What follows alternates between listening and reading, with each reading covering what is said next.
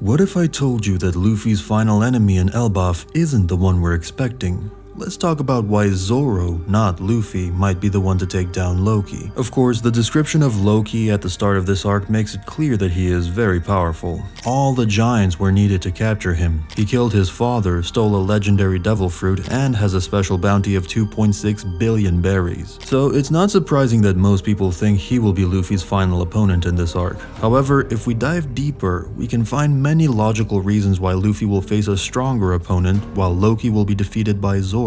Let's start with Luffy.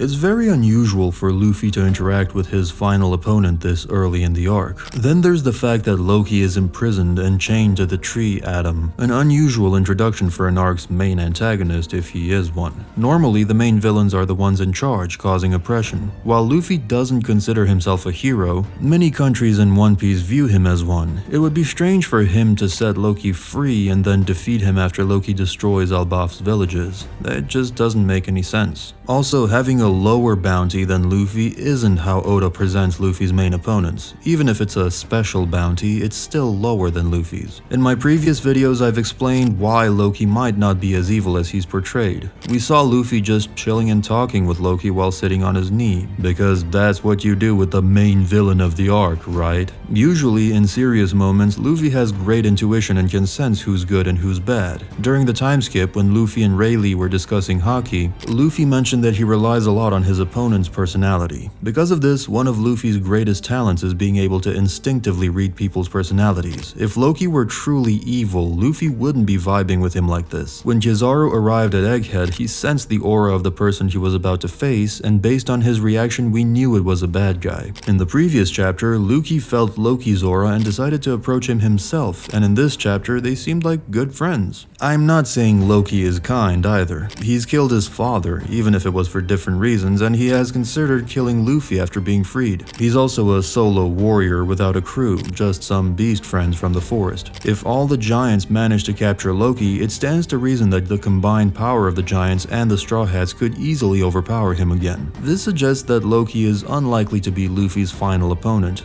Luffy has already defeated Kaido, fought Kizaru, and faced the Gorosei.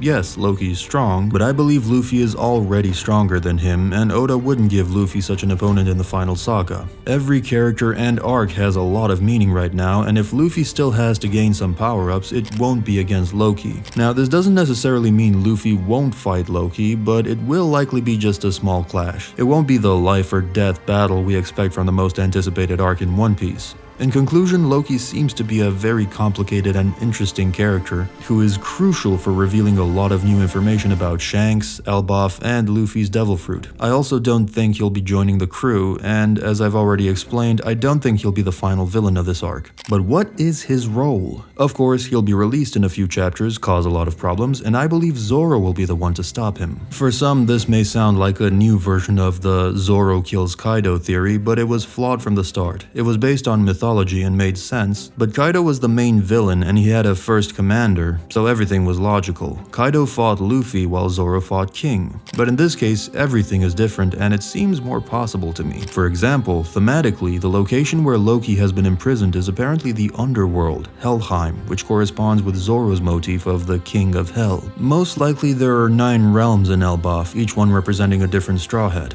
Additionally, we know that in recent years, Oda has enjoyed mirroring arcs. He did it with Egghead, and he seems to be doing it with Elbaf as well. I believe this arc will mirror the time skip, with the Straw Hats being split across the different realms of Yggdrasil. Brook will go to Niflheim, the realm of the dead. He couldn't find himself in a more fitting realm than Niflheim. In Norse mythology, Niflheim is filled with ice and an eerie, foreboding atmosphere. It's often associated with death and darkness, ruled by the goddess Hel, who presides over the dead. The connection feels too perfect. In a twist that's as poetic as it is symbolic, Chopper and Jinbei might find themselves in Midgard, the realm of the humans. Frankie will go to Nidavellir, the realm of dwarves. Whether it's characters mistaking her for an angel or her wanted poster highlighting her looks more than her bounty, Oda has consistently played with the idea of Nami's beauty. Radiance, both in her appearance and talent, aligns seamlessly with Alfheim, home to the Light Elves known for their wisdom, beauty, and magical abilities. Nami's journey to the skies during the time timeskip also mirrors Alfheim's location at the higher branches of Yggdrasil. If there's one Straw Hat who embodies wisdom and the thirst for knowledge, it's Robin, making Vanaheim an obvious destination for her.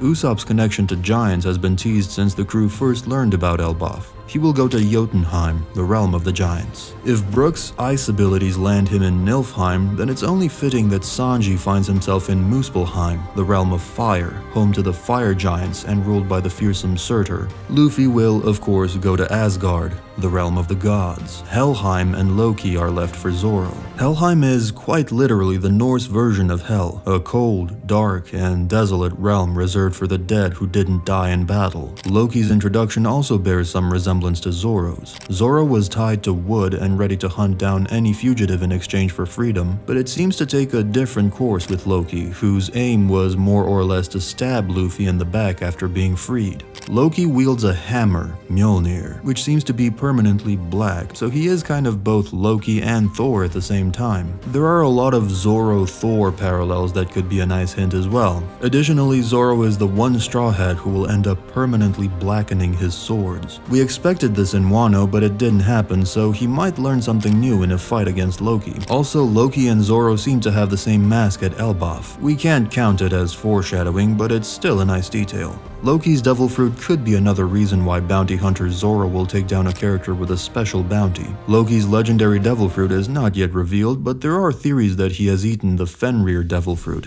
According to Norse mythology, Fenrir, the son of Loki, is foretold to break free from his chains during Ragnarok, kill the chief Norse god Odin, and ravage the world. There are other options as well, but most of them seem to be related to mythical or ancient Zoan fruits. Zoro has fought a lot of big, monstrous characters in One Piece, especially in previous arcs: Lucci, Kaku, King, Pika, and so on. Him fighting another creature would fit the theme. But what will happen at Elbaf? As I said, I believe the 9 realms mirror the time skip, and similarly to the time skip, not all the Straw Hats will have opponents. For example, Zoro will fight Loki and learn more about permanently blackened weapons. Robin will gather more knowledge, and the same goes for Nami. Usopp will strive to become a brave warrior, Sanji will likely face someone in battle, and so on. Overall, the situation in Elbaf will serve as a bridge to the final war, and I'll explain why. In the last chapter, we saw that something happened to Saul. In short, I believe he was poisoned, and I suspect he was poisoned by CP0 agents or the Holy Knights. Yes, I am sure world government members are currently on Elbaf. CP0 agents or Marines have been present in every arc, at Egghead, at Big Mom's party, even at Wano, so I'm confident they'll play a major role in Elbaf as well. But there's another reason why I'm so certain about this. After the Straw Hats escaped from Egghead, the Vice Admirals apologized for their failure to stop them and requested permission to pursue the pirates to Elbaf. Surprisingly, Saturn told them to forget about Elbaf, even though the Straw Hats, Bonnie, and Kumar are enormous threats to the world government. There must be a reason for this. Even though the government isn't officially affiliated with Elbaf, the Gorosei still have agents there, like Mother Carmel. My bet is on the Holy Knights or CP0 agents, and it wouldn't be surprising considering we've already seen CP0 working in Elbaf. Shanks, Elbaf, Figureland Garling, and the Holy Knights have a strange connection. I expect both Shanks and Garling to appear in Elbaf along with the Holy Knights. If the Holy Knights appear, it means the Revolutionary Army will likely take action as well. Plus, with the Straw Hats involved, that's how the final war will begin.